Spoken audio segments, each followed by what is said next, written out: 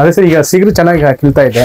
So ಅದೇ ಗೊಬ್ಬನ gear five system ಅಲ್ಲಿ repeated ಮಾಡ್ತಾ ಇದ್ರೆ ಇನ್ನ ಮತ್ತೆ ಹೊಸ ಸಿಗರು ಕಿಲ್ತಾ ಬರುತ್ತೆ. ಸೊ ಹಂಗೆ ಸ್ಟಾಪ್ ಮಾಡಿದ್ರೆ ಸಿಗರು ಹಂಗೆ ಕಮ್ಮಿ ಆಗುತ್ತೆ. ಇದು ಸ್ಟಾಪ್ ಮಾಡಿದ್ರೆ ಕಡಿಮೆ ಆಗುತ್ತೆ.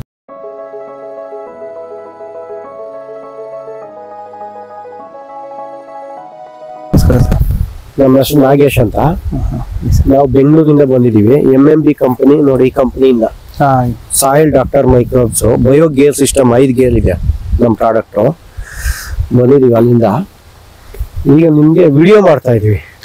ಈಗ ನೀವು ಎಷ್ಟು ವರ್ಷದಿಂದ ರೋಸ್ ಬೆಳಿತಾ ಇದ್ದೀರಾ? ಇದು ಸರ್ ನಮ್ಮ ಮಾವ ಇದ್ದಾಗ ಸುಮಾರು ಒಂದು 15 ವರ್ಷದಿಂದ ಬೆಳಿತೀರಾ. ಈಗ ನೀವು ನಾವು ರೀಸೆಂಟ್ 2 ಇಯರ್ಸ್ ಇಂದ 2 ಇಯರ್ಸ್ ಇಂದ ಬೆಳಿತೀರಾ. ಎಷ್ಟು ವರ್ಷ ಆಗಿದೆ ಸರ್ ಈ ಗಿಡಕ್ಕೆ? 1.5 years ಆಗಿದೆ. 1.5 ವರ್ಷ ಆಗಿದೆ.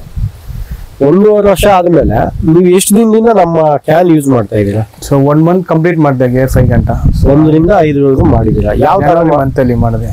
ಯಾವ ತರ ಮಾಡಿದ್ದೀರಾ? ಗೇರ್ 1 ಸಿಸ್ಟಮ್ ಬಂದು 10 days ಅಲ್ಲಿ ಗೇರ್ 2 ಅಪ್ಲೈ ಮಾಡಿದೆ. ಆಫ್ಟರ್ ಅಲ್ಲಿ 7 to 8 intervals ಅಲ್ಲಿ 5 ಗೇರ್ ಅಪ್ಲೈ ಮಾಡಿದ್ರಿ.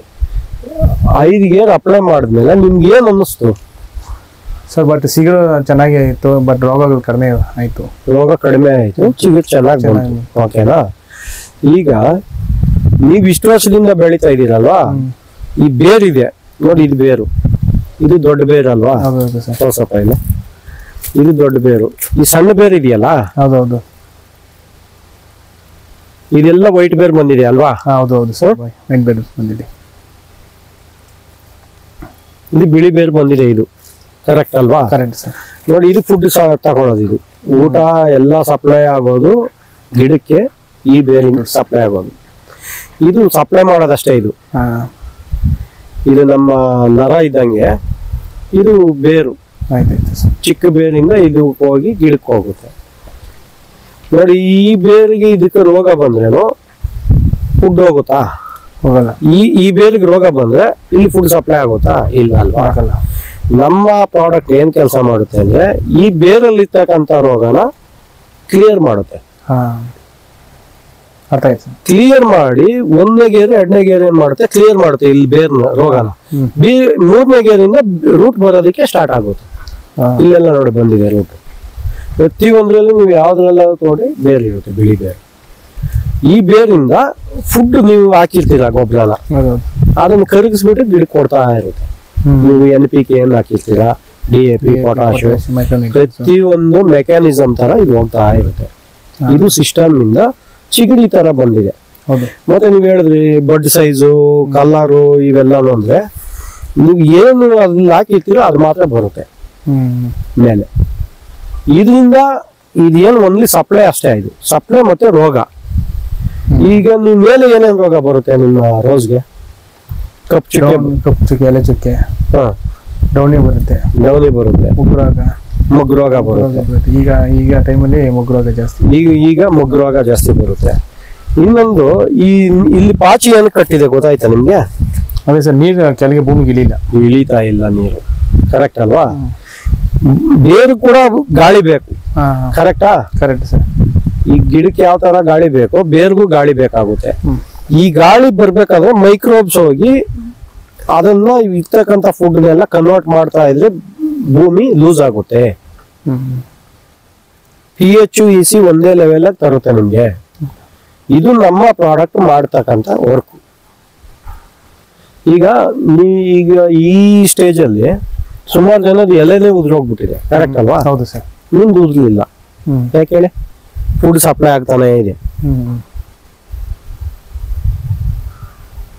ಈಗ ಏನ್ ಅನ್ಸುತ್ತೆ ಹೇಳಿ ಈ ಪ್ರಾಡಕ್ಟ್ ಬಗ್ಗೆ ನಿಮ್ಗೆ? ಅದೇ ಸರ್, ಈಗ ಸಿಗರು ಚೆನ್ನಾಗಿ ಕಿಲ್ತಾ ಇದೆ. ಸೊ ಅದೇ ಗೊಬ್ಬನ ಗೇರ್ 5 ಸಿಸ್ಟಮ್ ಅಲ್ಲಿ ರಿಪೀಟೆಡ್ ಮಾಡ್ತಾ ಇದ್ರೆ ಇನ್ನ ಮತ್ತೆ ಹೊಸ ಸಿಗರು ಕಿಲ್ತಾ ಬರುತ್ತೆ. ಹಂಗೆ ಸ್ಟಾಪ್ ಮಾಡಿದ್ರೆ ಸಿಗರು ಹಂಗೆ ಕಮ್ಮಿ ಆಗುತ್ತೆ. ಇದು ಸ್ಟಾಪ್ ಮಾಡಿದ್ರೆ ಕಡಿಮೆ ಆಗುತ್ತೆ. ಮತ್ತೆ ಇದಕ್ಕೆ ಮೈಕ್ರೋ ನ್ಯೂಟ್ರಿಯೆಂಟ್ ಕೊಡ್ಬೇಕು. ನೀವು ಗೊಬ್ಬರನು ಕೊಡ್ಬೇಕು. ಕಡಿಮೆ ಪ್ರಮಾಣದಲ್ಲಿ ಕೊಟ್ಕೊಂಡು ಹೋಗ್ಬೇಕು. ಕೊಟ್ಕೊಂಡು ಹೋದಾಗ ಭೂಮಿ ನೋಡಿ, ನೋಡಿದಾಗ ಹೆಂಗಿದೆ ನೋಡ್ರಿ. ಇಲ್ಲಿ ಸ್ವಲ್ಪ ಈಗ 5 ಗೇರ್ಗೆ ನೋಡಿ ತೋಡ್ಬೋದು ಅಲ್ವಾ? ಕೈಯಲ್ಲಿ ನೋಡಿ ಸ್ವಲ್ಪ ಲೂಸ್ ಆಗಿದೆ. ಇದೇ ತರ ಒಂದು 3-4 ಮಂತ್ ಯೂಸ್ ಮಾಡಿ ನಿಮ್ಗೆ ಲೂಸ್ ಆಗ್ಬಿಡುತ್ತೆ ಭೂಮಿ. ಸಾಯಿಲ್ ಲೂಸ್ ಆಗ್ಬೇಕು ನಮ್ಗೆ. ಲೂಸ್ ಆದಾಗ ನಿಮ್ಗೆ ಪ್ರೊಡಕ್ಷನ್ ಎಲ್ಲ ಪ್ರತಿಯೊಂದು ಕರೆಕ್ಟ್ ಆಗಿ ಬರುತ್ತೆ. ಸಾಯಿಲ್ ಟೈಟ್ ಇದ್ರೆ ಆಕ್ಸಿಜನ್ ಹೋಗಲ್ಲ ಭೂಮಿಗೆ. ಮತ್ತೆ ಇದ್ರಲ್ಲಿ ಬರ್ತಕ್ಕಂತ ರೋಗ ನೋಡ್ರಿ, ಬ್ಯಾಕ್ಟೀರಿಯಾ ಫಂಗಸ್ ಎಲ್ಲ ಬೇರೆ ಬರುತ್ತೆ. ಮೇಲೆ ಯಾವ ತರ ಬರುತ್ತೆ ಅದೇ ತರಾನೇ ಇದ್ರಲ್ಲೂ ಬರುತ್ತೆ. ಅವಾಗ ಇದು ಫೇಲ್ಯೂರ್ ಆದ್ರೆ ಫುಡ್ ಸಪ್ಲೈ ಆಗೋದಿಲ್ಲ. ಈಗ ರೈತರೆಲ್ಲ ಫೇಲ್ಯೂರ್ ಆಗ್ತಾ ಇರೋದೇನು, ಈಗ ಇದಕ್ಕೆ ರೋಗ ಬಂದ ಮೇಲೆ 1 ತಿಂಗಳಿಗೆ ಗಿಡ ವೀಕ್ ಆಗುತ್ತೆ. ಇದಕ್ಕೆ ರೋಗ ಬಂದ ಮೇಲೆ 1 ತಿಂಗಳಿಗೆ ಗಿಡ ವೀಕ್ ಆಗೋದಿಲ್ಲ. ಅವಾಗ ಏನ್ ಹೋಗ್ತೀರಾ, ನೀವು ಓಡ್ತೀರಾ ಅಂಗಡಿಗೆ ಹೋಗ್ಬಿಟ್ಟು ಏನ್ ಕೇಳ್ತೀರಾ, ಮದ್ದು ಕೇಳ್ತೀರಾ. ಎಲೆ ಉದುರ್ತಾ ಇದೆ, ಕಪ್ಪು ಚುಕ್ಕೆ ಬಂದ್ಬಿಟ್ಟಿದೆ, ಅದ್ ಕೊಡಿ ಇದು ಕೊಡಿ ಅಂತ ಎಲ್ಲ ತಂದು ಮೂಟೆ ಗಟ್ಲೆ ತಂದು ಸ್ಪ್ರೇ ಮಾಡ್ತೀರಾ ನೀವು.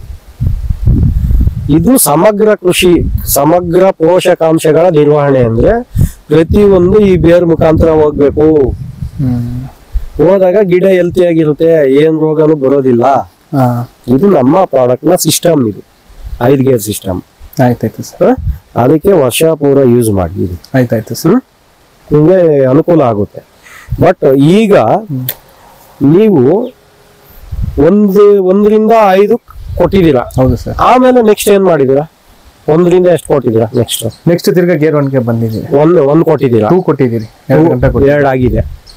ಇದನ್ನ 15 ದಿನಕ್ಕೊಮ್ಮೆ ಉಪಯೋಗಿಸ್ತಾ ಹೋಗಿ ನೀವು.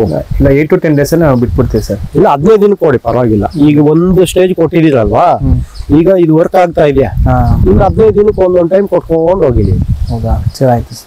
ಭೂಮಿಗೆ ಮೈಕ್ರೋಬ್ಸ್ ಹೋಗ್ಬೇಕು, ಗೊಬ್ಬರ ಹೋಗ್ಬೇಕು, ಲಘು ಪೋಷಕಾಂಶಗಳು 3 ಸಮ ಪ್ರಮಾಣದಲ್ಲಿ ಹೋಗ್ತಾ ಇದ್ರೆ ಗಿಡ ಹೆಲ್ತಿ ಆಗಿರುತ್ತೆ. ಮತ್ತೆ ನಿಮ್ಗೆ ಸ್ಪ್ರೇ ಕೂಡ ಕಡಿಮೆ ಆಗುತ್ತೆ. ಸ್ಪ್ರೇ ಕಡಿಮೆ ನೋಡಿ ಲೀಫು ಸ್ವಲ್ಪ ಇಲ್ಲಿ ನೋಡಿ ಹೆಂಗಿದೆ ಲೀಫು, ಕರೆಕ್ಟ್ ಅಲ್ವಾ? ಹೌದು ಸರ್. ನೋಡಿ ಪ್ಲಾಸ್ಟಿಕ್ ಲೀಫ್ ತರ ಒಳ್ಳೆ ಶೈನಿಂಗ್ ನೋಡಿ ಹೆಂಗ್ ಬಂದಿದೆ. ಇದ್ರಲ್ಲಿ ಬರ್ತಕ್ಕಂಥ ಫ್ಲವರ್ ಚೆನ್ನಾಗಿ ಬರುತ್ತೆ, ನಿಮ್ಗೆ ಕ್ವಾಲಿಟಿ ಆಗಿ ಬರುತ್ತೆ. 2-3 times ಫ್ಲವರ್ಸ್ ಬರುತ್ತೆ ಸರ್. ಆಮೇಲೆ ಕ್ರಾಪ್ ಮುಗಿದ 4-5 times ಬಂದ್ಮೇಲೆ ಸ್ವಲ್ಪ ಮೊಗ್ಗು ಸೈಜ್ ಕಡಿಮೆ ಇರುತ್ತೆ. ಕಡಿಮೆ ಯಾಕಾಗುತ್ತೆ ಅಂದ್ರೆ ಫುಡ್ ಸಾಲೋದಿಲ್ಲ ಅದಕ್ಕೆ. ಇದೇನ್ ಮೈಕ್ರೋಬ್ಸ್ ಫುಡ್ ಇರೋ ಫುಡ್ನೆಲ್ಲ ತೆಗೆದು ಕೊಟ್ಬಿಟ್ಟಿರುತ್ತೆ, ಮತ್ತೆ ಫುಡ್ ಬೇಕು ಅದಕ್ಕೆ, ನೀವು ಕೊಡ್ತಾ ಇರ್ಬೇಕು. ಅದು ಏನು ಕಡಿಮೆ ಪ್ರಮಾಣದಲ್ಲಿ ಕೊಡ್ತಾ ಇದ್ರೆ ಇದು ತೆಗೆದು ಗಿಡಕ್ಕೆ ಕೊಡ್ತಾ ಇರುತ್ತೆ. ಆಯ್ತಾಯ್ತು ಸರ್, ಇದು ಸಿಸ್ಟಮ್.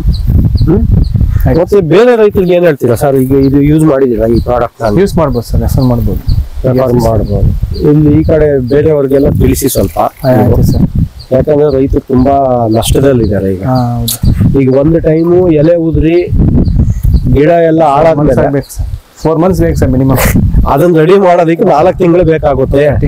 ಗೊಬ್ಬರ ಅದೆಲ್ಲ ಪ್ರೀತಿ ಖರ್ಚು 3 months ಏನು ಇಲ್ಲ. ಹೌದು, 3 ತಿಂಗಳು ಏನು ಸಿಗೋದಿಲ್ಲ ಅವರಿಗೆ. ಪಾಪ ಖರ್ಚು ಮಾಡ್ತಾ ಇರ್ಬೇಕಾಗುತ್ತೆ, ಕೈನಿಂದ ಆಗ್ಬೇಕು. ಅದು ಆಗಬಾರ್ದು.